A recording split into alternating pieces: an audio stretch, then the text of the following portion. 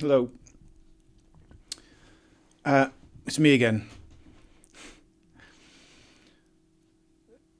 I'm going to read out a piece of work I did, which was a letter to somebody from the 6th of January 2026. And it's about the distinction between right and left politics. And before that, I will speak freely on the position of right wing politicians, and thinkers. There aren't many of them because they don't actually want anything to change by and large. The conservative instinct is to keep things as they are. But it ought to have done a couple of other things too, such as take away welfare, encourage people to work, or demand that they look after themselves, which we could call a spirit of individualism. And it ought really to have built up the military, because this is the only job of government. Since my essay was written, which was only 2 months ago, I think that the invasion of Venezuela and the removal of a president, and then the war with Iran, in which by today the United States has lost 5 or 6 aircraft and the Gulf of Hormuz is blocked.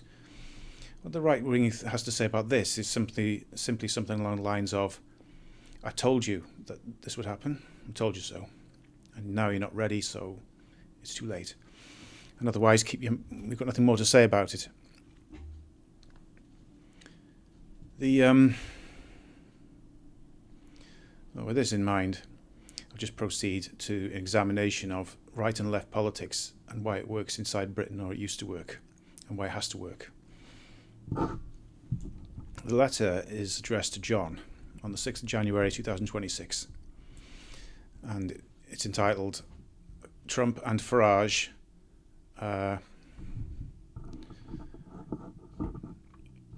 Two Reformers. Because the right in this day and age has to reform. There's nothing else that it can do. It can't. There's no point in keeping things as they are, because we're in an awful position. In the back of my mind, a couple of things that I haven't really mentioned in my essay. One of the awful things that's happened to us is we've overvalued the pound, the Great British Pound, which means that this was the cause of the laughter at the start of the Russia-Ukrainian war, when it was claimed that the Russian economy is the same size as Italy's. Now, NATO could have knocked Italy out of any war within days, and yet we haven't been able to knock Russia out of Ukraine, given 4 years, and in fact, NATO's been defeated in Ukraine. The reason is that we've overvalued the British pound and the euro. The valuation of our currency has to do with what you can buy with it. We can buy lots of things with our pound, which we don't really have any entitlement to, because it's artificially being given a great value. And this also means that we stop making our own stuff, because you can buy it cheaply. If it was a strategy of our enemy, they would overvalue our pound so that we'd shut down all of our factories, and we could be able to buy everything cheaply, so that when a crisis hits us, we wouldn't have any means of defence. Because we've lived such easy lives, one of the inadvertent results has been that we have no military, for 2 reasons. It's been too easy to give money to undeserving people and for it to become a racket. So rather than paying for the soldiers and training them, which is an essential thing really, soldiers take about 10 years to train properly, and battalions take this long to build if they're going to be efficient and professional. Well, the crisis has happened now, we haven't got 10 years. And again, this is due to economic factors. It's also due to the nature of our culture. We're a profoundly left-wing. I know that left-wingers don't like to hear it, but they misunderstand the distinction between what right and left is. A right-wing government only needs to look after the national strategy of defence and attack and the borders. A left-wing government, by contrast, which is what we have, and we have had for decades, takes money from the people and redistributes it in what it considers to be a sort of Christian way. It's got nothing to do with Christianity. There are other reasons why they've done that. I mean, in my other essays, I point out that Christianity is a profoundly individualistic religion. Why the state should be having to pay you and look after you is a question that nobody can answer. It's pure socialism. It's nothing to do with Christianity.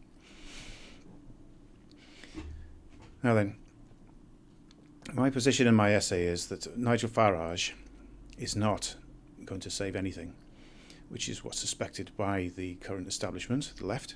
They suspect that, and they're right. They're correct. And then we look at, I mentioned in passing Donald Trump, who I only mentioned him in passing. The enigma of what's going on there will have to be left for another time. Anyway, and I'll read this out much faster than I would usually do so, because there's no sense in making things half speed. You can either understand my English and my accent, or you can't, I suppose. To begin, I have no inclination to write on Farage and Trump in a formal way, in something like an essay, at this time. The time is not right for me to do so. I've rarely commented at length on them ever. It seems beneath me to make comments about living people. Only after mature consideration does it seem right to make any judgment. But I can explain a couple of things as a series of short notes. This is not going to be a series of short notes, actually. It's a 7,000 or 8,000 word essay. And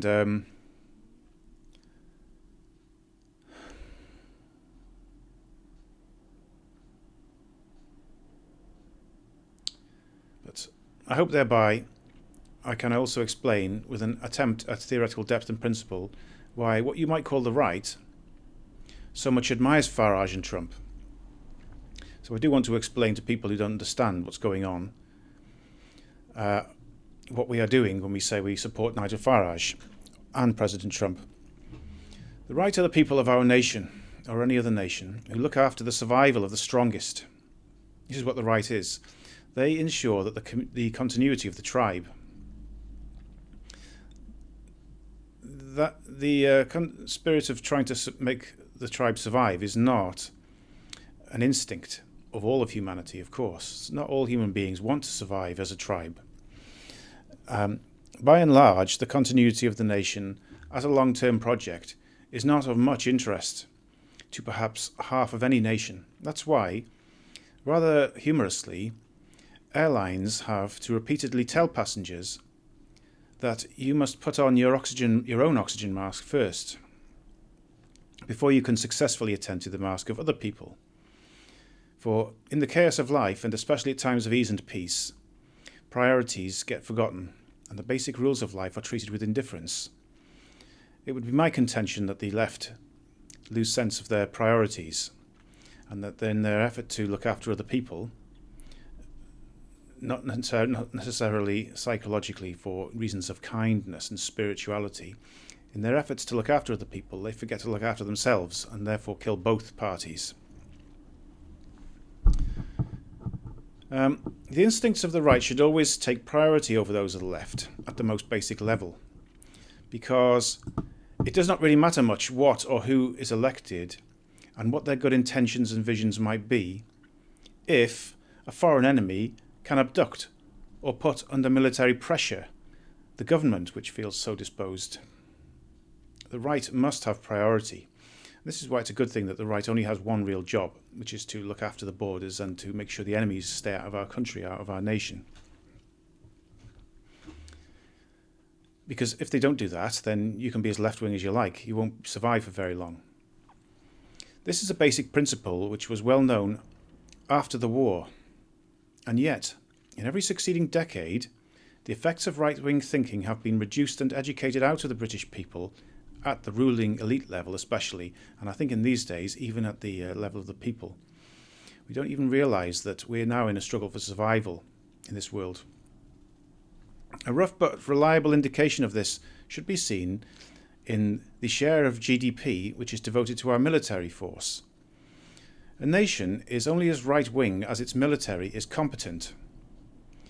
But there are other indications of a more worrying kind about the success or failure of the right wing of our nation.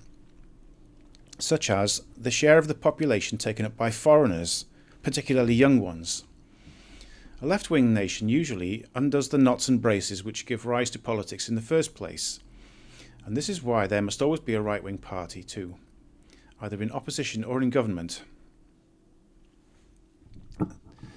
Maybe I haven't mentioned it in this essay, so I'll briefly mention it now, but the reason why you have left and right wing at all is because the nation is usually split into even when it's the same racial type and it's got a shared history going back thousands of years, as ours used to have.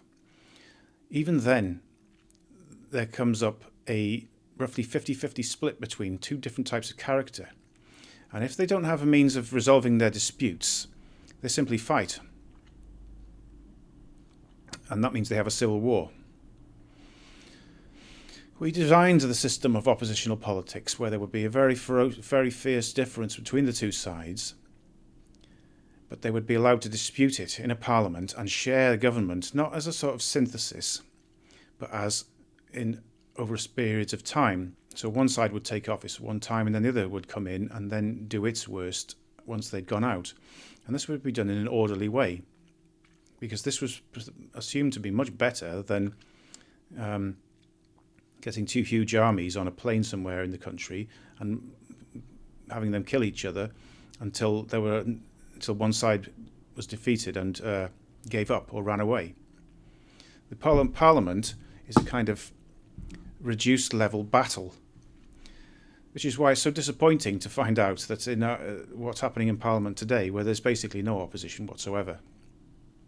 It signifies that the return of civil war, because the Parliament is not doing its job properly. Well, it's failed. It's got no means of doing its job anymore. It's just anyway. The concept of the right and left as distinct parts of the body politic is the first problem to look at. Why do they exist? I'd almost begun to write out that you, John, are self-confessedly of the left and that I am confessedly of the right. But before that, this distinction needs some clarification. I have been on both sides in my life, which is probably quite rare, and it now looks to me as if we're going to be using these terms, it's proper to explain how it comes about that there is such a division. It seems to me that neither the left nor the right ought to rule in perpetuity. They are the same stock, the same body politic, but they are opposites. And the English system is that through opposition of government parties, the government of the country as a whole arrives at a balance. It's not a synthesis so much as a balance. One side is up sometimes and one side is down, and vice versa. The parties are so opposed, the distinction is so rigid, that people do not change sides by and large, although I claim to have done so. People belong to either one or the other side, even though it goes against their personal interest to do so. For if self-interest alone were important to individual politicians, then while the left party was in opposition and not in government, members of the left party would, in a self-seeking way, join the right party. And they would be in government for a time, and then go back to the left and still remain in government. But they don't do this. People in England truly are either of the left or the right in their heart. And they will undergo years of unpaid and humiliating impotent opposition so long as they remain faithful to their respective socialist or conservative interests. Their loyalty is as deep as that. It's like a faith. I think this can be explained in simple terms as a necessity of our race or our culture. Just as some people are habitually late to get out of bed and enjoy the night, and just as an equal number of people are early to bed and early to rise, and this is by nature, and just as some people are born female and some male, in roughly equal proportion, just so, some are born conservative and are prone to what the government and the law has rather shamefully taken to calling hate. And some are born socialist, or in contemporary terms, they are born to be kind. There is therefore objectively as little need for true enmity between left and right as there is between men and women, or between early risers and late risers. The two are essentially halves of the collective nation, and they've been allocated their place by nature, as it were. The early risers and the late risers are both required in a tribe. Since, to continue with this analogy, humans, for most of their prehistory, would have needed large numbers of people who could work the night hours, if only to do guard duties, or to keep the fire going during the night, or to scare away predators, and so on. The two types of people are necessary for the continuance of the whole tribe, the whole race, the country. Now, by nature, I am conservative, and I admire Donald Trump, and I have some sympathy for the followers of Nigel Farage. I see that what you have said about Farage, that he has an uncanny ability to appear in the unregulated field of electronic media, and that he has a certain unbearable plausibility in most of what he says to a large number of people, roughly 50% of the population, that is. With this, I can't disagree. It's true. The other things which you've attempted to say about him don't ring true to me. For instance, I think he's only as demonic as any other politician. He's no special quality of being satanic, because they all have that quality of being lucky and of communicating in an uncanny way separate from the rest of us. Although you say that he does have a special quality of being spectral like that. Also, I don't agree that there was once a rational world which is now being broken up by technology and by people like him. The implication in your statement is, and you've said that he has a kind of satanic, demonic ability to break into our peaceful, progressive world. The implication is that there is a rational, progressive movement towards perfection, and that the fascists of Italy, for instance, or the Reform Party of England, broke or are breaking and fracturing that progressive movement. But because I don't believe in any progress, therefore I don't see Farage as breaking it up, or appearing in its fissures and fault lines. But I do think Farage is uncanny, for two reasons. His ability to get on the media, and his ability to say the right thing to the right people at the right time. That is, to the right-wingers, the ones who like the night, as it were, he is uncannily attractive. And note that I don't find this offensive. Some like the dark and quiet and the night. It's taken for granted that those people, roughly 50%, deserve representation, and that they are absolutely indispensable to our society, working through the night on guard or keeping the fire going. The tribe needs both types, or it will be destroyed by fate and by its enemies.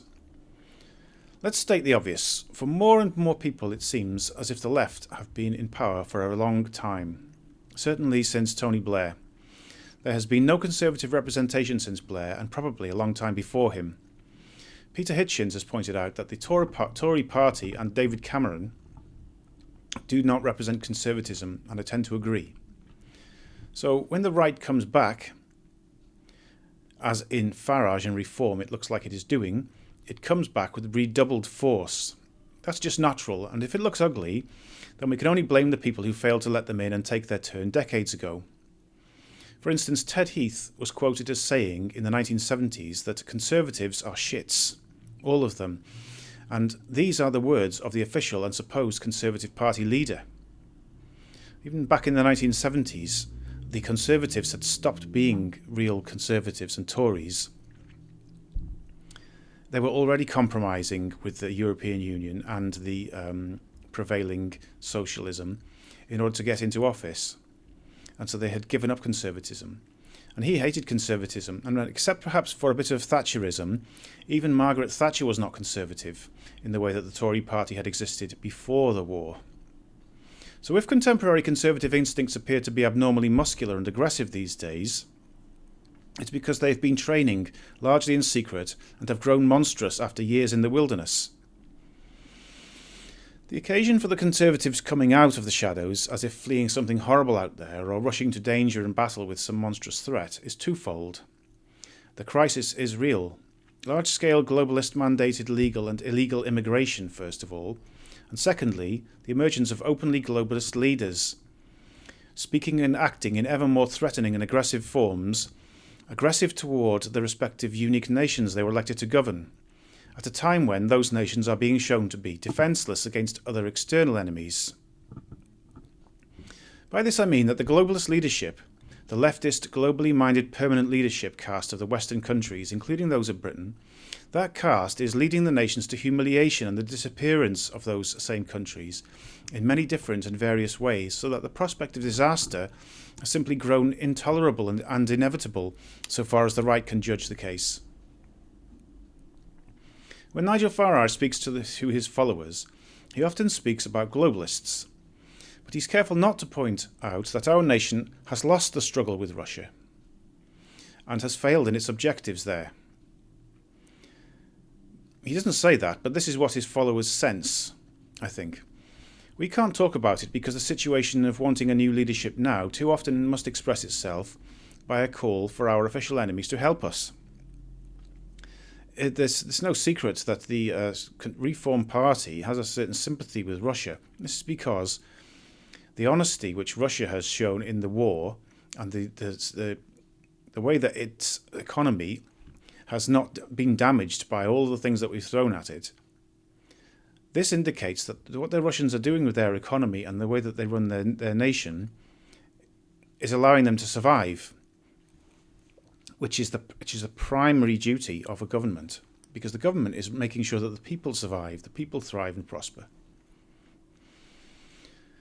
The oppositional nature of British constitutional government has now grown so frail that our enemies somehow are the only helpful alternative. And I mentioned Russia, I called Russia our enemies there. Well, I don't have any doubt that they do pose a threat to us in many ways. In other places I've said that we need to make an alliance with them rather than make them our enemies, but this is just a turn of phrase really. The Russians are not intrinsically our enemies.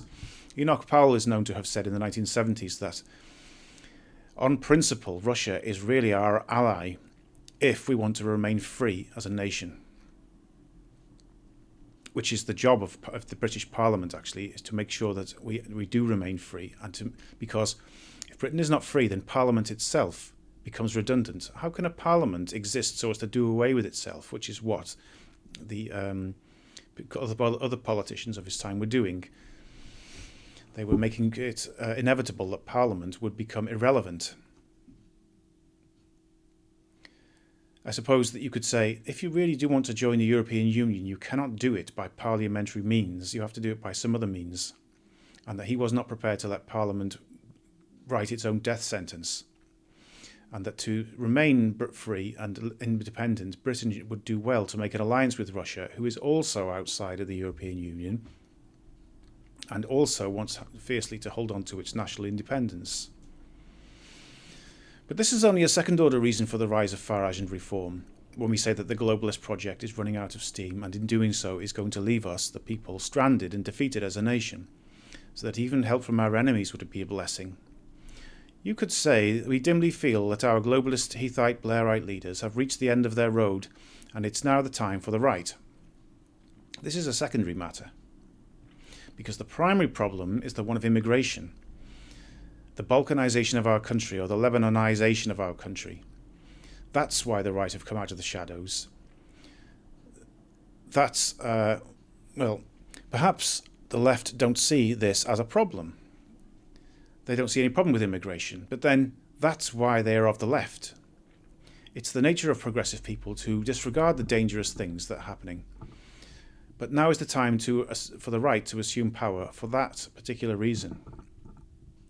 On the subject of the trickster, I come now to a section of my little paper which I've called the trickster, because I think that it was pointed out in your essay that Nigel Farage resembles the mercurial trickster. I think that in the Nordic mythology they could refer to the demonic Loki, characters of that kind.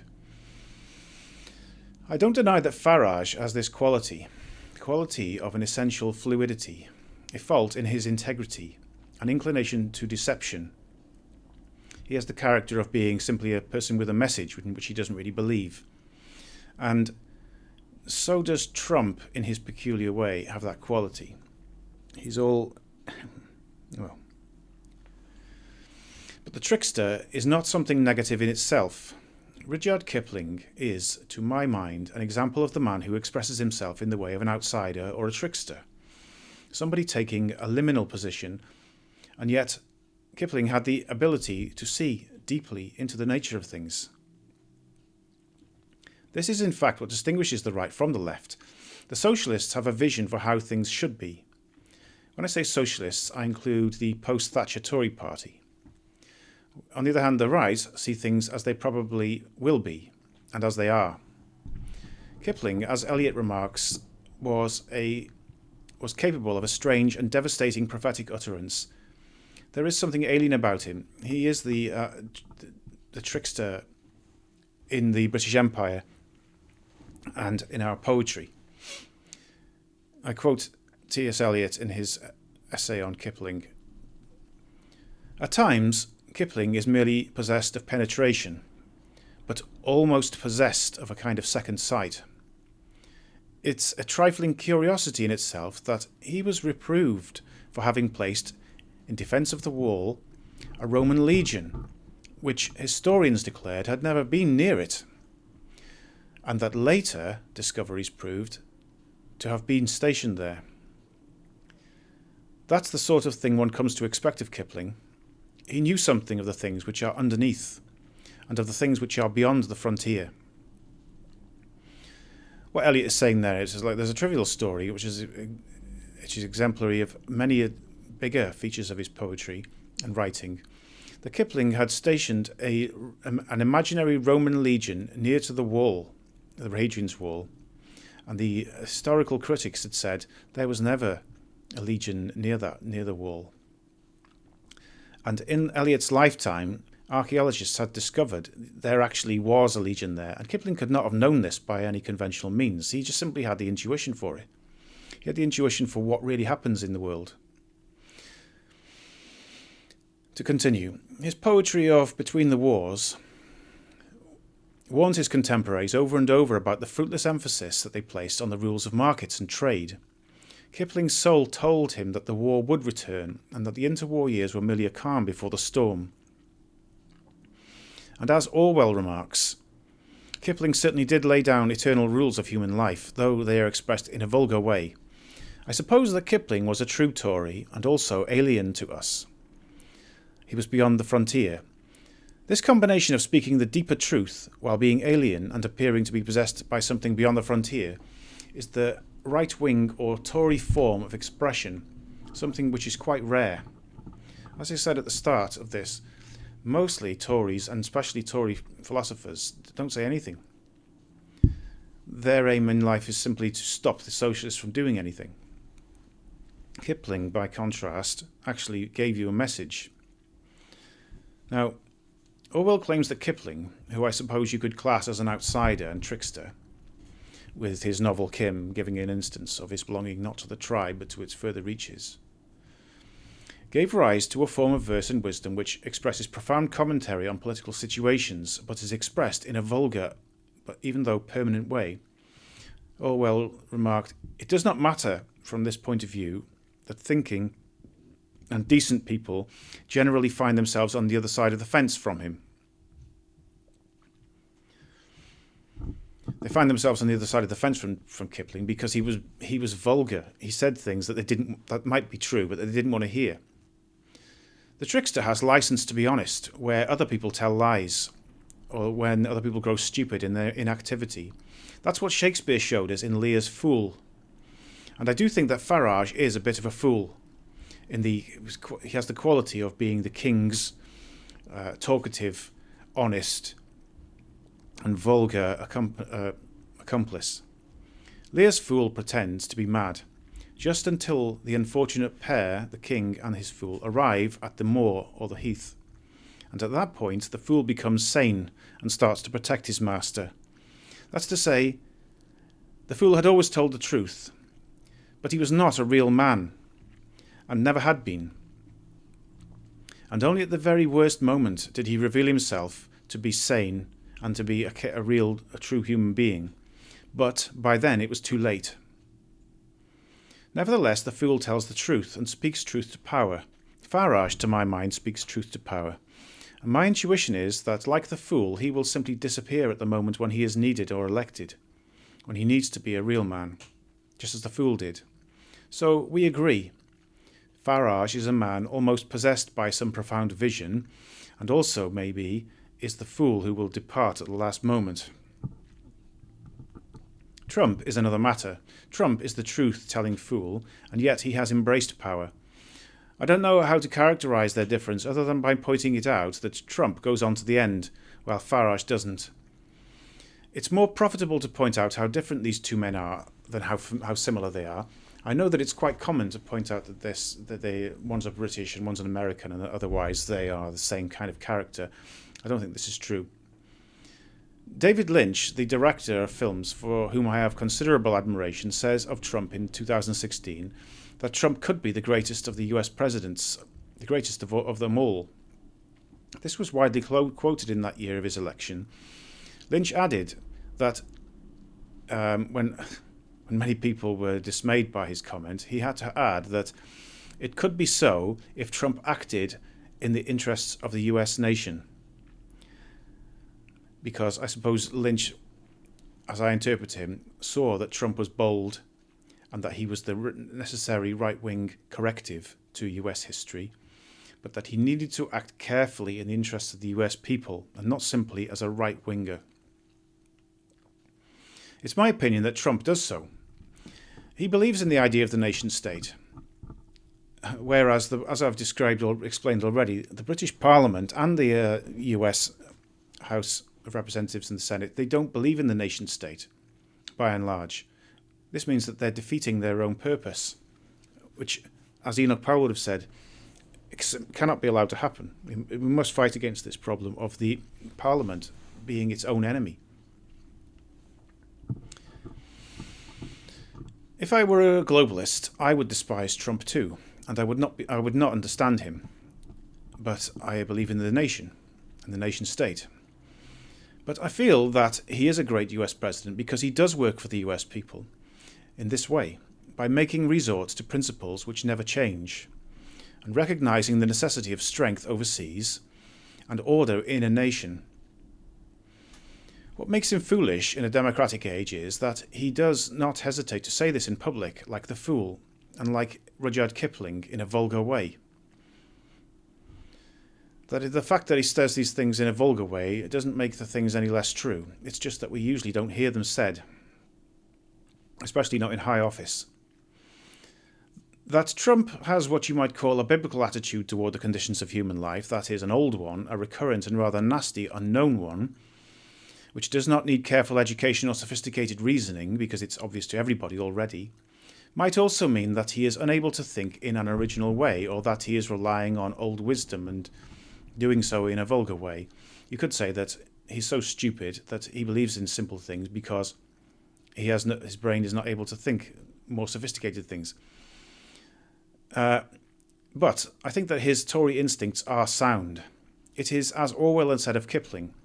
We know in our heart he is right by his nation, but we don't appreciate his vulgarity. Trump has this spectacular advantage over any other European or British politician. He doesn't need the money. He does not care in the least what anyone thinks about him. This is why it's appropriate and wrong to say that he is acting out classic fascist gestures in order to curry favour. You hear this from the left all of the time. These people are just trying to attain power, and so they're using the old dog whistle. They're doing the blaming other people for problems and then gathering a crowd around them by doing so. Trump doesn't need to do this. He's doing it for other reasons than trying to curry favour. He doesn't need anyone's approbation. He doesn't need anyone's money. If you find his attitudes unaccountable, then it's your fault for not understanding. You need to look into it deeply. Trump is already famous and wealthy enough, so why would he revive old conservative gestures for any other reason than that they are necessary? He acts in total confidence in his belief that what he does is right for his country. His job is to lead the country and his specific national people because the conditions of his election and the presidential office was designed so that he must do this. And this is what Trump has been doing. His only principle is to do good by the US, with which he seems to, in some childish way, to sympathise, as if it were an extension of himself. Trump is also a fool, but in a different way. It's as if he has tried to become the ideal of the king, the dying god, the embodiment of his country. Just as a child has only a dim sense of himself and a vague self-awareness, and as a child sees his parents as extensions of his own body and mind while he's still an infant. So Trump, vis-a-vis his country, feels the same way, it sometimes seems to me. He's fulfilling the established role of the king, or a Caesar. His reforms in the US and his foreign policy are like those which happened in Rome under Julius and Augustus. He behaves like an absolute ruler, and Suetonius and Tacitus have nothing negative to say about those two first emperors, because once they had attained power over their enemies, they turned to work beneficial to the country as a whole, and on behalf of the People's Party, which was the party of the poor, the Roman nationalist or People's Party. They particularly revived the old traditions which had been developed in the protection of the people, and they built up the nation according to its traditional strengths, its old constitution, in an era of decline and overextension. What Julius and Augustus did was to reform Rome at a point when it could have collapsed due to corruption and civil war and infighting amongst the rich. But what's most surprising to me about the era of Trump is not the man himself, but rather the response made to him by the left. I don't have much interest in Bret Easton Ellis, about whom I will now speak.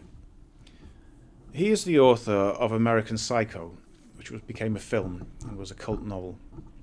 Easton Ellis wrote a remarkable book around 2019, which I have read, called White. It's an extended meditation on elite US society in the era of Trump. Now here we come to the problem which Trump has come to reform. Easton Ellis, a New York elite figure himself, a man at the centre of the US culture and power, had made up his mind to support Trump, and his book is about how he, having made that decision, he never met anyone else with influence and wealth, the people who were in his circles, never met anybody who with privilege and power who supported the president. The comedy of his long personal experience and description of the Trump era is that people he had known to be clever and honest for years before Trump were almost delirious with hatred for their new president. Delirious as in irrationally hateful. And they generally forbade any positive comments about the president at their dinner parties, their art exhibitions, their charity fundraisers, or whatever else it is that they get up to. Their hatred for Trump was irrational and had no easily discernible cause as far as Easton Ellis could see. But it doesn't end there, of course. They had other shibboleths and signs of group membership, which he then describes in the book. Their shared anti-white racism, their approval of transgenderism, their anti-American and futuristic views and policies in general. These strange views were de rigueur among the elite of the US cities at the time of Trump's first presidency. It's a very troubling culture of anti-humanism, which consumed the entire United States elite.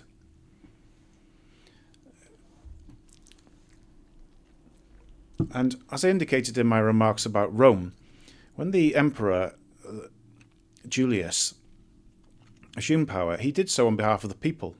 And Augustus's reforms were aimed largely at the reformation of the degenerate aristocracy who weren't doing their jobs. They weren't looking after the country. They weren't looking after the people. They weren't fulfilling their offices. It all become extremely selfish and what you might call, I won't call it anything else. Leave it there for now. The same applies in England, of course. The educated and powerful of our country detest Trump, and they generally detest Farage, of course, which is where these two figures cross paths to some extent. They are significantly the same in that the permanent establishment see in them something satanic, something unspeakable, something they just can't explain, which you yourself have given voice to. I think back to the same years of Trump's first term, when I used to meet my sisters. I have three of them, and they are representative of the educated class of people who work as doctors, PhDs, at global charities, or as legal experts, This class of people, if you ask them, why don't you like Trump? They speak of Trump with a hatred out of all proportion to the conscious cause of their hatred. If they were asked, what is it you don't like? They would say that he had been recorded talking about touching women. Women love me, he has said. And this is the cause of their hatred of him. The intensity of their loathing for him is not justified by such well-known incidents. There's been also a recent instance of the loathing of Farage because of something he did when he was a 13-year-old boy in school, which has been widely cited by otherwise very clever people. This is not the reason why they dislike him. That's the conclusion I come to. I think the reason why I would say that they don't like him is something I've already mentioned. Farage and Trump are doing things which are necessary and which have been neglected for decades. Because, let's face it, the world has been moving towards a utopian unity, which has been completely fallacious. It's been completely unreal. Because as soon as the least disturbance in Eastern Europe or in the Far East or in the Middle East, and the least little disturbance brings out all kinds of divisions which were lying right in front of us. So the hope that we could give up the presidency and the parliament and stop any opposition was based on an impossible dream of world unity. They also refer to this world unity as international law, which again didn't even exist. So the reform which Trump and Farage are pretend to be bringing about is a reassertion of the underlying reality of the nation state and of the national people. And if we return once more and very briefly to the problem which we face, which is the large-scale immigration. Large-scale immigration is not just a threat to the nations, it's their destruction. So this is the necessity now. Not just the right wing has to return to office not as a possibility and give us something else a try. It's a necessity in order for our countries to continue to exist. Because the other countries, our enemies, continue to exist. Their resistance to him is something that by and large people don't themselves understand. I think I understand their hatred of Trump or Farage, however. The attitude of people who malign Farage because of childhood episodes and so on, opposing him without any obvious cause, no cause sufficient to justify their opposition and hatred, can be explained to be based on quite common and familiar human impulses and motives. People who want to expel Farage do so even though our system requires opposition. Even though our political settlement only works because there is an organised opposition, they still treat him and his movement as a foreign body which must be expelled, destroyed, made to seem illegal, rather than to be allowed its necessary time in office and government. They want to suppress and annihilate the right. Indeed, it's become both legally and socially correct to claim that what the right stand for is hatred, which has been banned in a polite society in our country, which is to say, to want to see Nigel Farage in office is a political opinion that is entirely improper and barely legal. That there is a time for hatred is not something the left understand. Not that I would accept that Farage represents hatred. There's a film, I'm making an aside here, but there's a film called Donnie Darko. And in the film, a preacher comes to the school, of the secondary school in America, with a obviously faked up and teaching, and a harmful teaching, where this, and played by Patrick Swayze, this teacher has splits people up into two types. And the film is meant to show us how bad this teacher is, and you're supposed to have taken it as for granted that he was an awful philosopher. He divided the world up into two possible emotions, people up into two possible types of person, those who hate and those who love, or those who fear and those who love. As if one word could answer all of our problems.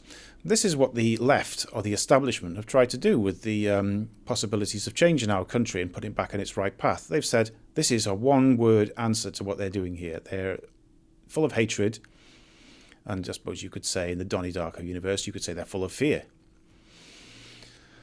We won't go into what the film then shows this teacher to have done in his spare time, because this is it's not relevant. But my point is the depths to which the establishment on the left and the Prime Minister have declined when they cast one single word. They use other words sometimes too. They say the fascism, hatred, Nazis, and so on. The depths which they've got to is an indication of how poor their normal everyday leadership is. There's a time for hatred, and this is not something the left understand. Well, whatever. In addition to the deformity of their souls, as it were, when to hate becomes something impossible for us, we also see that this kind of irrational resistance toward the political opponent is dangerous to our political settlement and to our country as a whole. As I've said, we need an opposition, and the left and the right need to alternate, each in its proper season.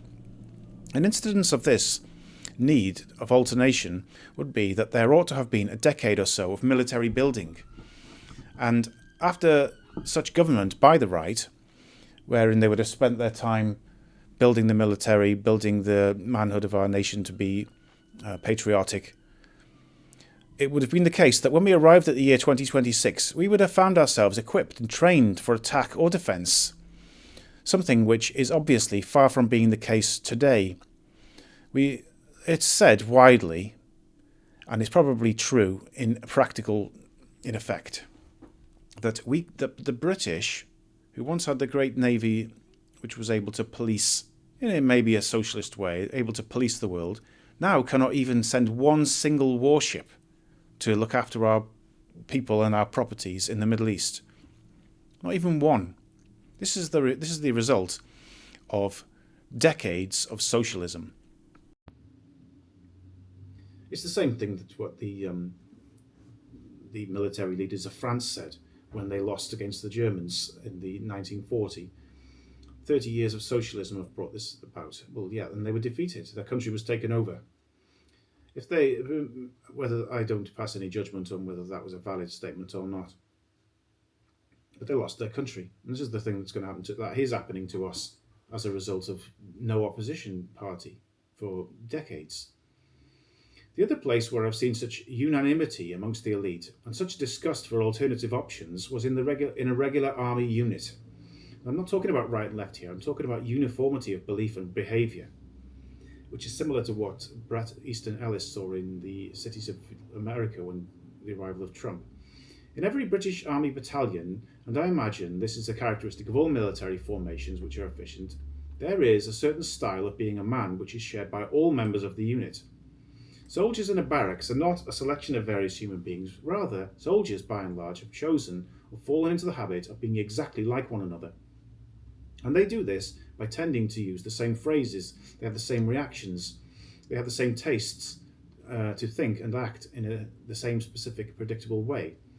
To dispute or not to have the taste and not to have the style is dangerous to a man in a barracks, since the group or the battalion can throw him out if he steps out of line. And this affects his physical and his mental composure and his career prospects. So anyone in a military unit quickly learns how to behave just like the others. This peculiar militarized existential manner of being, which they almost embrace, is naturally unspoken and not theorized, but it is immediately visible to any outsider. It is blindingly obvious what's going on. The soldier himself, in the individual instance, is mostly unconscious of this, because he accepts it and embraces it as his means of survival in the, you could say, in the elite of which he is part. And this is what the left has done to itself and to our elite as a whole, to our high society, to our dominant governmental culture. There is no opposition, and they want to annihilate Trump by whatever means, because he is not one of the massive and exclusive elite caste to which they belong and from which they have their existence. They have their privileged lifestyle by belonging to this like elite caste. But not only the left. It's only because the characteristics of the permanent governing class of our country is usually paid and supported by the state, and that their power and allegiance is to the state, that we can classify them as the left, rather than characterising them as being right or Tory. There was an essay about a year ago by an anonymous journalist who called himself Julian Sorel, after the character in Stendhal's Le Rouge et le Noir, I think. Sorel wrote at the time when Paula Venables was head of the post office, or when she was revealed to have heartlessly and almost in a fit of absence of mind persecuted and imprisoned thousands of innocent British postmasters.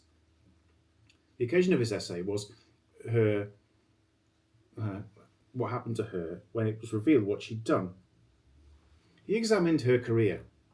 She had been head of some government department, the master of this agency. She had been a CEO of a publicly listed corporation. She'd been a candidate for the Church of England to become a bishop in the Church of England.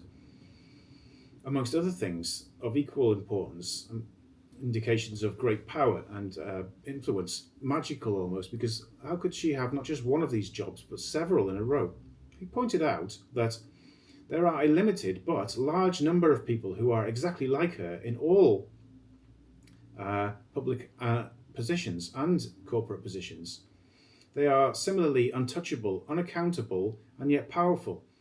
This type of person lacking in expertise or experience, usually in their field, is peculiarly blessed with a weird good fortune. But these people of this kind are at the top of every profession. As I've said about the military, they also share a specific particular outlook, and the way that they govern enforces a certain type of culture. Do I need to point out that they don't brook any opposition, just like Parliament? When looking at her career, it was possible to see a new sort of person in British cultural life, with no loyalties to the nation, but with a knack for being in charge and being chosen. They are a successful cast of people who run everything in Britain. They are paid by the state and they run the apparatus of the state, and they all think the same thing. They all wear the same lanyards, the titles, the awards, the epaulets and the braids of rank. They have the medals awarded by their party, by proxy by the king or the queen. They have the salary, the pension, and the option to resign rather than be fired after any publicly leaked failure. Failure is, of course, also part of the job. They don't do a very worthy job whilst they're in office. They just move on to the next job. They rule Britain. They have no opposition. They're a caste. They have a taste and a style which marks them out as belonging to the unit.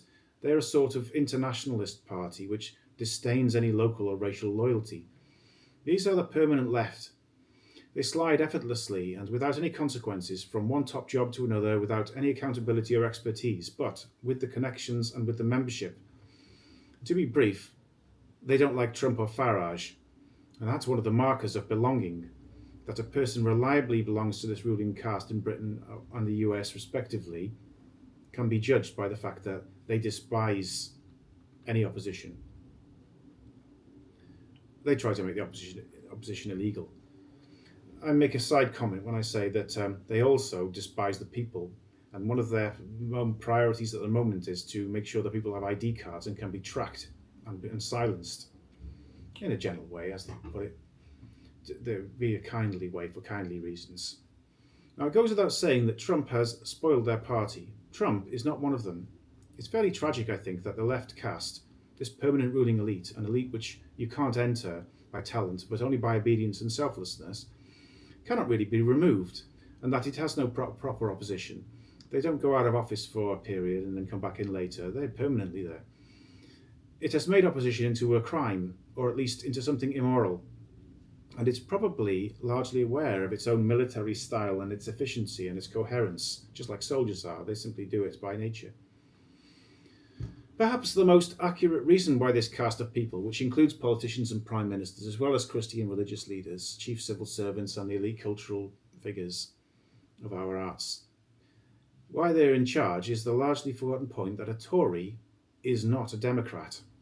So, the left and the progressive managerial class which runs Britain can safely claim to be the only democratic party in a democratic state. Elsewhere, I've noticed that democracy, in inverted commas, really just means legitimacy. It just means that all the other nations of the world recognise that the government party of that state is accepted and legitimate in their eyes. This is what democracy really means nowadays, because how can you say that a permanent government is democratically elected. Well, they're not. They're permanently there, but they are legitimate, which is what it means when they say they're democratic. However, one of the other qualities is they do have the veneer of working for the people. What I would say the most drastic indication of this is that they also provide substantial quantities of national money to welfare. So we could say they are the welfare state, legitimate governing class. Whether you could say that this is democratic is another matter, because the Conservatives never seem to have any opportunity to be democratically elected. So it's not; these states are not democratic. There's never any change, and the opposition is as effectively being completely silenced. Now, if the Tory party doesn't like democracy anyway, then it would make it impossible for any Conservative party to have a form of government if we accept that Tories are not democratic. But Britain's constitution does not describe a democracy. Governments are formed into a cabinet and then form a party, or from a party, and the option is left open for non-democratic parties still to govern in their season. All the same, the managerial progressive class of experts are able to claim that they work for the people and serve the people and are democratic, and that the Tories and the right are none of these things. And it's for this reason, perhaps, that David Cameron's Tory party and that of his successors did not rule as Conservatives might. They had joined the democratic spirit and ruled as socialists do. I'll go back to this point, which I haven't made very well. The Tory party is not democratic. The true Conservatives, the true right, are not Democrats. They don't care about what the people think. They don't care what the people want. But there's a kind of paradox here. They still get into office. And I can explain this. The conservative and paternalistic party, who care for the nation but don't care for the people's wishes, still get into office, and they still get voted in, or they should get voted in anyway.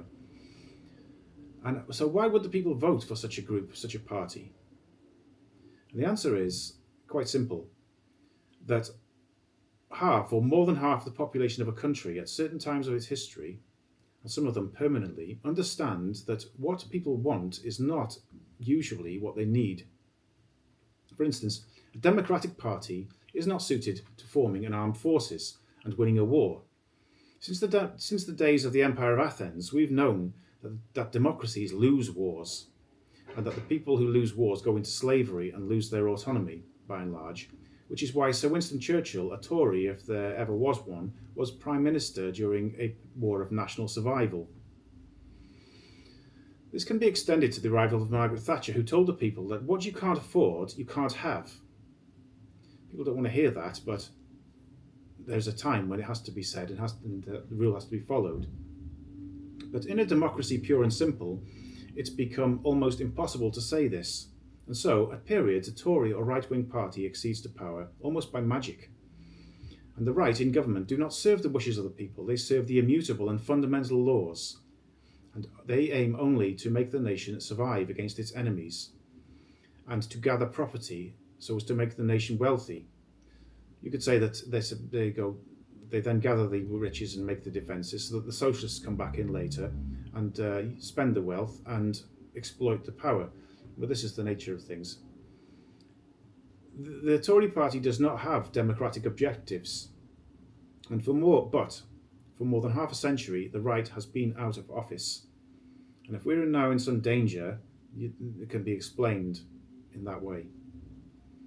I've troubled myself to find out a couple of times exactly where Sir Keir Starmer comes from, how he rose to power in the party, and how he received the backing of the right people, the correct people, so as to become Prime Minister, only a year after becoming an MP.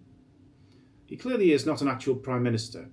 Nobody can dispute this. He's some kind of pawn. He is a cipher. He's been lodged in the job by other people.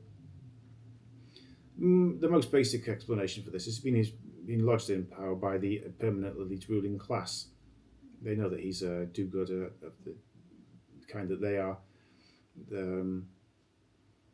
He doesn't believe in militarization. He doesn't believe in individualism. He's got no Tory principles of any kind. And he would just do the job for the elite, progressive, permanent elite. When people have spoken to him on camera, he has shown only a rudimentary level of personality or of selfhood. He is experienced only in the law, and an easy kind of law at that, basically the prosecution of people by the British state bureaucracy in its lazy and unprincipled two-tier way. How does a man of this low calibre become Prime Minister of Britain? Obviously, like Venables, like Paul Venables, he just wandered into the job because he had the badges and the right willingness to pronounce the right passwords.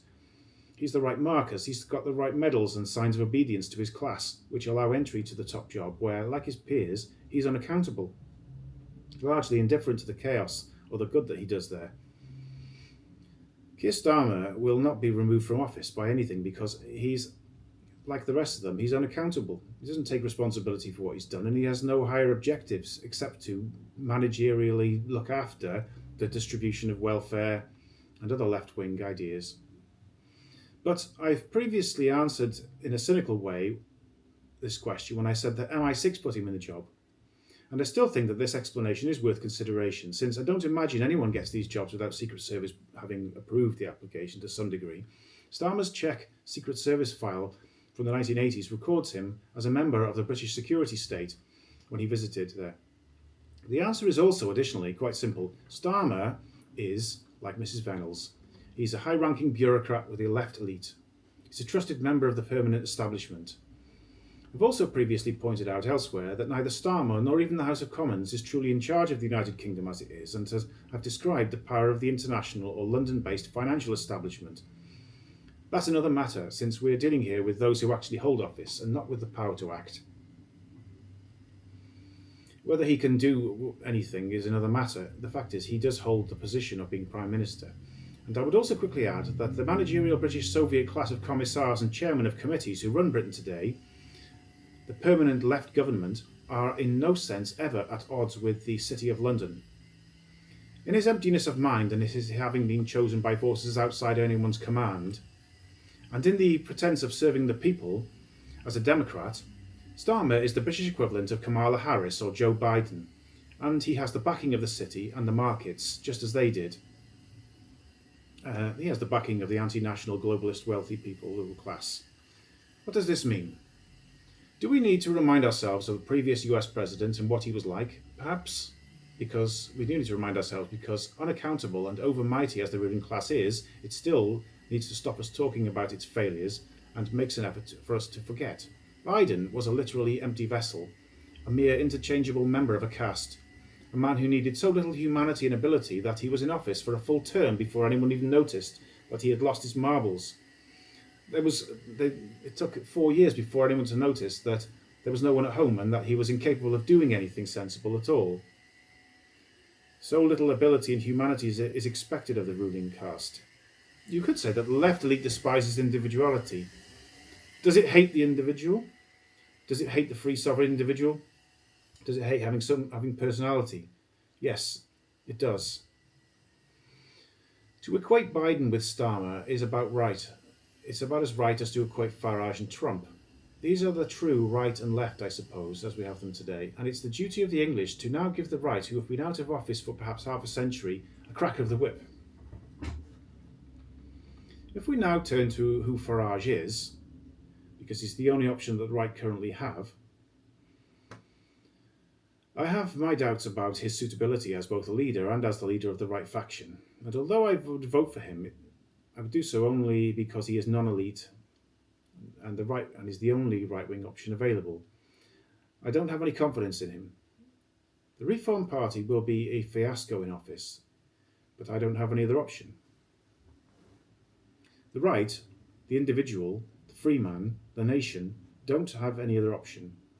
Peter Hitchens, a man who shares my Christian principles and my reasoned conservatism, and who is alive in our day, which is a rare combination of factors, he has said that we must not vote for what we want, i.e. don't vote for Farage, don't vote for the right, but we must vote against what we do not want. But this leaves us with a problem because if we did that in this day, we wouldn't find anyone to vote for at all. Because there's no opposition to the permanent elite party. So it has to be reform, even if it's not going to work. Farage speaks the correct words to inspire the right, the proper words for our time. That there is too much immigration, that there is too much expenditure, that there is not nearly enough instinct for national survival, that the ruling caste are unnatural and anti-human. He says these things. He's right about it. The fact that he says them doesn't mean that he's going to do anything about it. I have already said why Farage will let us down. Principally, I think that he will back away from the job at the last moment and wander off like Lear's fool at the height of the drama on the heath. If his party were elected to office by a majority of MPs in the next election, it's my opinion that Farage would abdicate. He would hand over power to someone else. As things stand, that would be to his second in command, which is to say to Zia Yusuf. To my mind, if that were to happen, then it would be the final end of British politics as a method of governing and reaching consensus in the nation. So instead of Yusuf, I think there would be simple chaos. Following the Brexit vote of 2016, Farage left his party and went to do something else, which is why I think he would do the same in any future election. The next time I saw Farage after the 2016 Brexit vote, he was on YouTube doing sales stunts for a new investment firm he'd set up. One of these miserable videos, which refuse to tell the leader one of those videos, and I mean the type, which refuse to tell you what they're going to sell you, and keep you watching for half an hour until you've heard so much and spent so much time watching without any reward that you're reluctant to switch off and admit that you've wasted your time. In one of those videos, he consents, one of those videos which make us consent to pay only because we've wasted so much time.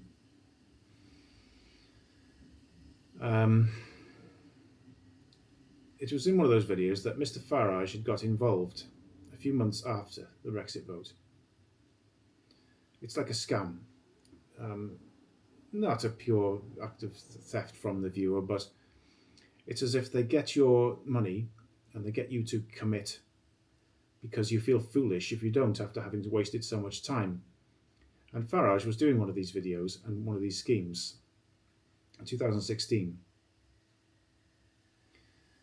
I notice about Farage that his uncanny ability to get on TV is probably not at all that inexplicable. There's no satanic manipulation of the metaphysical substrate of existence taking place when Farage appears on BBC, ITV and everywhere else all the time. He has 1 or 2 MPs. The Liberals have 60. So we do ask legitimately, how does he get on TV when they don't? The answer is either that he is a manipulative Svengali with magical powers, or more plausibly that he is the controlled opposition. And his opposition is encouraged by the permanent establishment because it is controlled. I think that the second explanation is more likely and more natural. In a situation where a solid core of perhaps 1 million state-employed elite British people rule without any opposition, and where they pose as the only democratic option available to democratic people by making up the ranks of both main parties, it's not too much to believe that this caste have more or less manufactured Farage and encouraged him to speak and to campaign because they know what he's like. His vanity and neediness don't encourage him to respond positively. He is basically colluding with them through vanity and his neediness. He likes the publicity. But he's probably being manipulated in some kind of large unconscious conspiracy. And so the Tory and right-wing half of the British people may be harmlessly entertained by him, and so that they may have something to hope for. Farage, whether he knows it or not, is the means by which 80 or 90% of British people who have no representation are given a sniff of one. The rape gang victims, the people who are made to leave London by the Muslim invasion, the post office victims, and the people whose streets have been sold to foreigners, the people whose stock exchange has no British firms on it, whose children are told it's not their country anymore at school. These people can still believe in Britain while Farage can appear on TV. I think that this is the wheeze that Farage is part of. There's no magic, just a strategic bone being thrown to the apprehensive and unhappy masses, which mollifies those who want to vote for a truly right-wing party and will not get one. There are three possible futures for Britain if Farage is a fake, or if he fails to rule as the Prime Minister he claims that he can become. And here I enter the last section of my essay, which is called Life After Farage. One of the three possible routes of our country is to go along the trajectory of the past 80 years. Basically, we will rejoin Europe one way or another and forget about Britain. Britain will basically die slowly. The second, it won't die entirely because the island will still be here, the people will still be here, or all people will still be here, but sooner or later it will just become an island which is part of the European Union. The second is to have a revolution of some kind.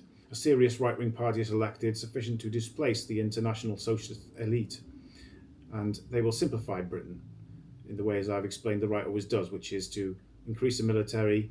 I don't mean spending, I mean actual military with people, new regiments and so on, new designs, new machines, and an active education of the people to look after themselves. But the third pathway is to descend slowly into bankruptcy and to ruin in every way as a country in a hopelessly mismanaged and socialist pathway into low-level dirty war, or a civil war without end. That's the third option. I suppose that if the European Union fails, that would be inevitable for us, short of a right-wing revolution. I've begun to talk about distant things here and to disclose, foolishly perhaps, what I see as the inner truth and necessity of our country and our age. And I've got out my crystal ball. But bear with me. Looking at the first option, joining the EU. If one were to allow option one and the gradual erosion of the British nation so as to make entry into the EU with full confidence, then this would be the path of least resistance. It would be the easiest and most peaceful pathway, a peaceful death. The EU is anti-democratic and prefers monopoly capitalism. The EU does not respect the individual rights of any person and imposes rather than solicits government. It's not a democracy, but the same kind of unopposed and unaccountable government as the one which currently dominates Britain. It has never allowed the right or conservative instincts to have any influence on policy. There's no opposition inside the EU. There's the government chamber of the EU, in a symbolic gesture, is a big circle where everyone has the same mind. It's unanimity. Besides which, at the centre of that circle sits the actual rulers, who are sort of unelected bureaucrats who know best for what the millions of people of Europe need. It's managerial and largely governed by the imperatives and demands of large financial organisations such as the banks of the City of London or the large monopolies of Germany. If it were the only political bloc on the planet, this unanimous socialistic organisation, which is run on the interests of monopoly capitalism, this organisation would efficiently manage the 40 million people of Europe and keep them in order. Independent schools, businesses, children, families, and so on would gradually disappear in favour of EU state-monitored organisations, which are easier to control and where people serve the bureaucratic elite unimpeded. Christianity would disappear from the continent, and abuses such as euthanasia and microchipping of the race would become normal. Human life in an uncontested EU state would lack dignity or any transcendence, but it would be well managed and people would be compliant. It would be a pure technocracy and the kind of nightmare which Heidegger warned against. It's against this managerial, oligarchic, undemocratic and anti-conservative, soulless organisation to which Britain most likely will gravitate, and where it will simply gladly die, that against this that the Brexit vote was made. Most people don't want it. I'm not in favour of the EU. I don't think it will prosper in this world. But it is a failed continental organisation for additional reasons. What I've said about the EU only applies in a world where there are no external threats. So, a state requires a military and a police and a justice system. These are fundamental in a world such as ours, where there are external threats. There are at least 5 or 6 other large blocs outside of Europe. And that's why you would need a military, a police, and a justice system. The EU has none of these things, and to create them will be extraordinarily difficult. Europe is not the only bloc, and it faces pressure both to mobilise its military, to bring together a justice system, and continental repression, at a time when China, Russia, Islam, and the US are each more organised and powerful than it and are impinging on its borders and putting it under threat. So the EU is not something which will even survive or develop in a natural way, even were Britain to rejoin it. The left bureaucracy cannot fashion a state which can completely fight and survive in time or whilst under pressure. And the effort to force the various populations of the European state to consent to continental and obviously managerial anti-human rule, despite their best interests, and to force them unwillingly to serve these institutions, and particularly the military, will make the EU a kind of continent-sized concentration camp while it tries to forge a military and to survive. The left have no other way of raising a military defence force than by inhuman coercion, since they cannot call on patriotism, they can't call on history, or they can't call on the drive to survive deep inside individual men, which is the usual and only sure recourse which a nation has. The EU can't do these things. I mean, most men would sooner die than let their nation get swallowed up entirely by the EU, and that is the future which, by and large, awaits them. There is the possibility that the EU could pay a fake military, one which is unable to fight, a kind of ceremonial organisation staffed almost entirely by bureaucrats. And of course, that is what has happened to Europe, the European nations individually. And the result is that when any external danger crops up, they're powerless. This will simply happen to Europe on a Europe-wide level if the European Union is forced to survive. It will be defenceless, and what defence it has will be largely ceremonial and without any will behind it, and it will be the bureaucrats will be in charge of it, and there'll be no soldiers. So we have to strike off the option for Britain to join the European Union. Second option was to let the right into office. Letting the right into office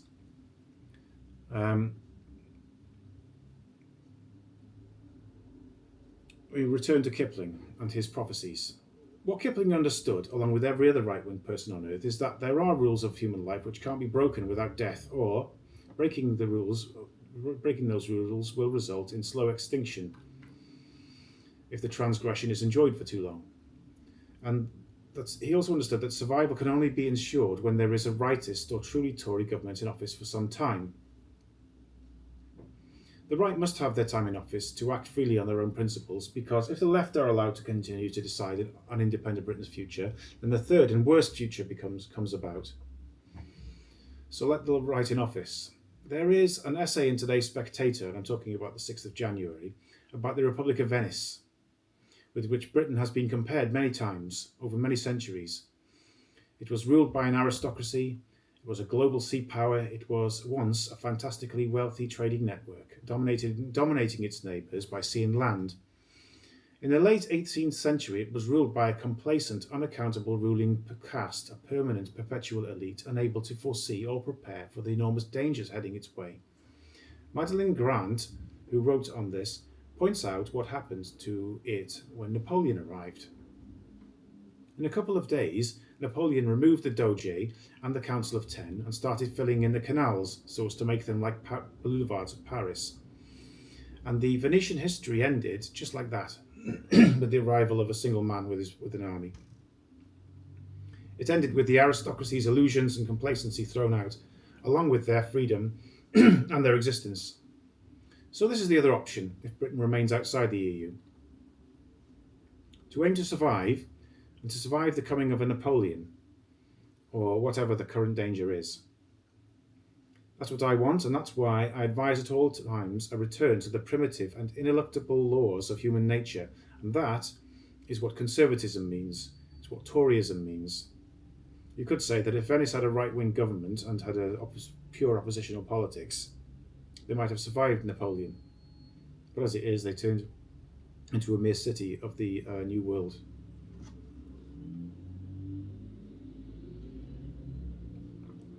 And whatever privileges the Venetians and the Venetian ruling class had simply disappeared. The right must have its time in office with an appropriate leadership. Ideally, and this is our best chance of a happy future, a right-wing government will be elected and will do what it has to do. It would set out to expel the majority of non-European and non-Christian immigrants from the country and increase the size of the armed forces, and it would attempt to break the control of the country which the left has over it. It would do other undemocratic things, such as restrict taxation and welfare disbursements, and leave the welfare poor to fend for themselves in a job market. It would devalue the pound and force people to farm and to make things. These things are going to happen regardless. So it's better if they're done under controlled circumstances by an act of will and consent of the people. The third option, where we don't join the European Union, which is to my mind impossible anyway, the European Union is finished, and we don't elect a right-wing government, which again is probably unlikely because the resistance to the 5 things the right might have to do would just be too great. So the third option is more likely, most likely. The third option is civil war. And it's the worst and the most likely future for our country, for 2 reasons in my view. On account of the immigration problem and their solution to it, the right will never be allowed to hold government office in the way I described above just now. This is because such a party would take it as its first duty to expel several million foreign people currently resident in this country. This is the reason that they seek office, and it's the reason why they will not have it. The left knows what they will do, and therefore the left, the permanent managerial democracy which rules Britain now, will prevent them from ever attaining office. The time to have taken control of immigration was about 30 or 40 years ago. Now it's too late, and neither the left nor the right are able to fix it, whether they want to or not. As I've said, I think Nigel Farage, who was not a brave man, would flee from the job if he were elected with a manifesto of this kind. Neither the left elite nor the phantasmatic Reform Party will allow the right their time in office. If Reform do take power, they will simply be in the place where the right should be, but will not act in a conservative way. And hence, the third route is most likely and most inevitable. The civil war will be the non-political means of resolving this dual problem, namely that the immigrants are in Britain and that the left will not relinquish power. So the war will have 3 participants: the right, which is the people, the immigrants, which is Islam, and the leftist elite permanent government. Those are the 3 participants struggling for their individual interests.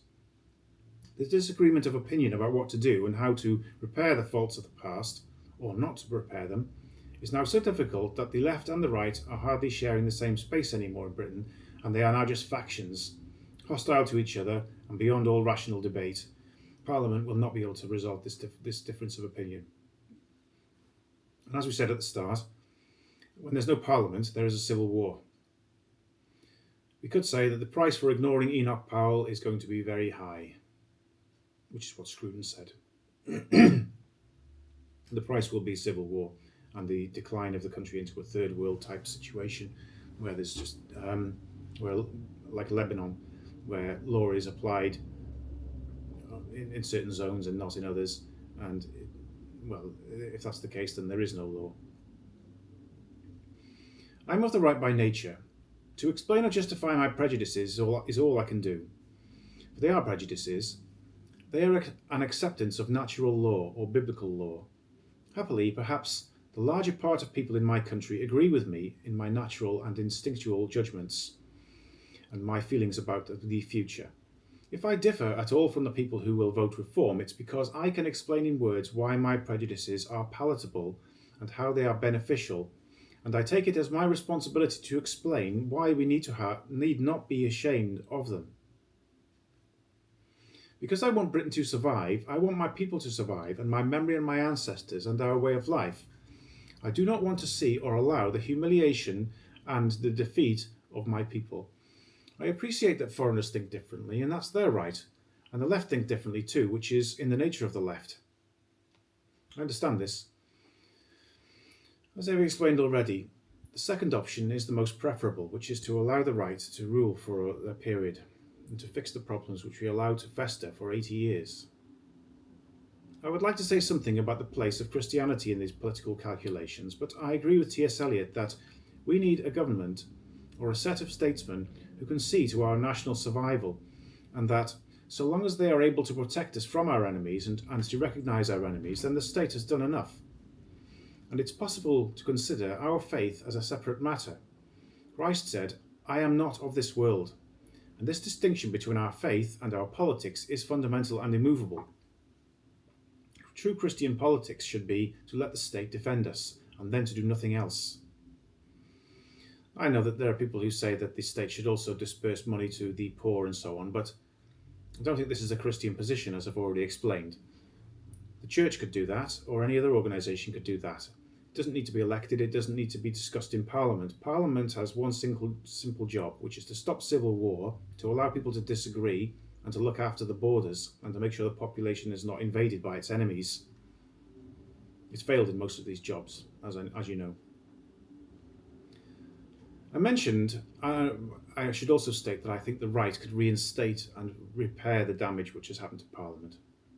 Anyway, I mentioned the Mad King on the Heath while discussing the tricksters, Farage and Kipling. I mentioned also Lear's fool, how the fool at last turned sane and tended to the care of his broken royal master, and how he then simply disappeared, and I allege that Farage would be similar.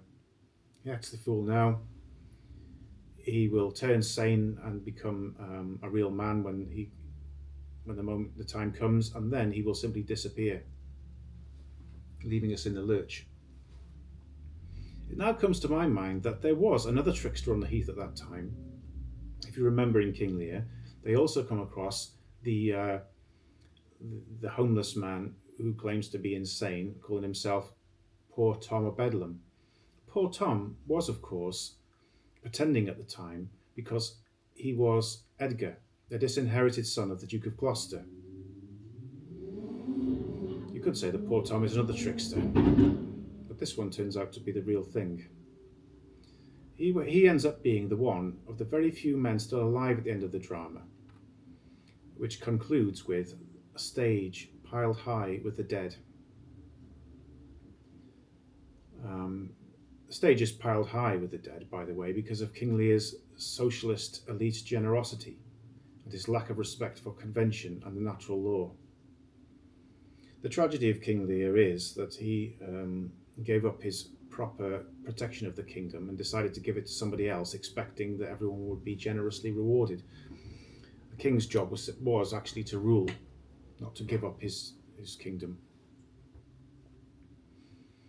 On the heath, the Duke's son, the disguised and disinherited Edgar, sings a strange song about some lost English mythical figure, which interested Robert Browning, and through Browning also interested Louis MacNeice. I think it was actually, no, it was in the year after the war, so it was written at the end of the Second World War. Louis MacNeice wrote a radio drama which had some significance at the time. It was acted out by some serious actors, and it was put to music by, I think it might have been put to music by Benjamin Britten, and it was broadcast. And it has to do with the scene on the heath where Edgar sings this song. He says, "Childe Roland to the Dark Tower came. His word was still fi-fo and fum. I smell the blood of a British man," which is in King Lear Act 3, Scene 4, 195 to 97. So in 1946, Louis MacNeice took up the same theme which Poor Tom had sung on the heath while pretending to be mad. MacNeice showed us who Childe Roland is in this little song. And as Browning had done, Robert Browning. Roland's is the story of a boy raised to do his duty for his country and to become a brave man. Don't forget, this is the song that was sung in the very worst moment on the heath when everyone was a fool and the king was about to die and so on. The king didn't die, he was saved by his ex-courtiers. And the boy Roland was raised to be a brave man and probably to die while doing his duty for his country, just as they all died in the line of duty who came before him, they who disappeared obscurely while serving their race and their home. Roland's task is, at the Dark Tower, once he's arrived there, is the same one undertaken by his dead brothers.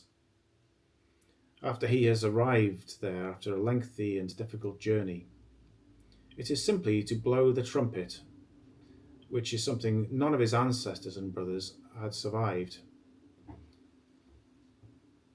As he finally reaches the Dark Tower, the task which he'd been raised for from birth, and while some kind of dragon is lurking about up ahead, and the tower rises before him huge and mute, he pulls the trumpet from his satchel, while the ghosts of his parents, the encouragement of dead brothers, and the voices of tutors and masters are heard reassuring and encouraging him off stage.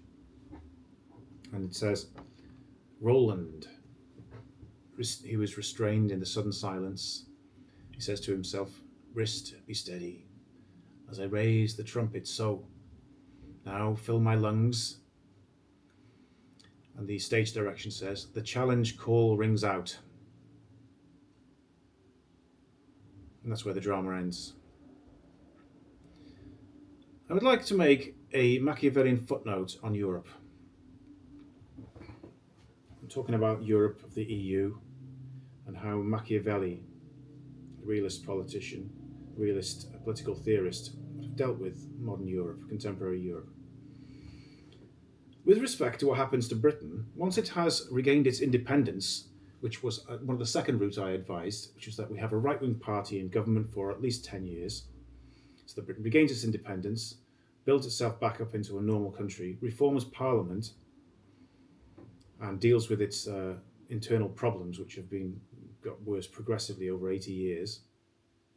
Once it's harrowed hell, as it were, and drained the swamp and flushed the stables, I would propose that the successful British model is exported aggressively to continental Europe, one country at a time. The left is correct in thinking that Europe needs a military, and that it needs a pair of nads, and that it needs a means of defending itself against hostile foreign nations and power blocs, such as Russia and China or Islam or the USA. I recognise this too. And we also recognise, every one of us Europhiles, that Europe needs to be unified to achieve all of these things. Now, to me and to Machiavelli, I would suggest the only way that this can be achieved is if Britain can sort itself out in time, perhaps with the help of the United States or the Russian Federation, then I would propose that the British invade Normandy and dissolve the EU. I would propose that Western Europe should be liberated by the British, by an army gathered together under the Union Jack, and then ruled as a constitutional federation of states, with its capital in London. That would work for Europe, and it would answer the prayers of many people about Europe's safety and future. Whether it would also be a kind of corporate capitalist tyranny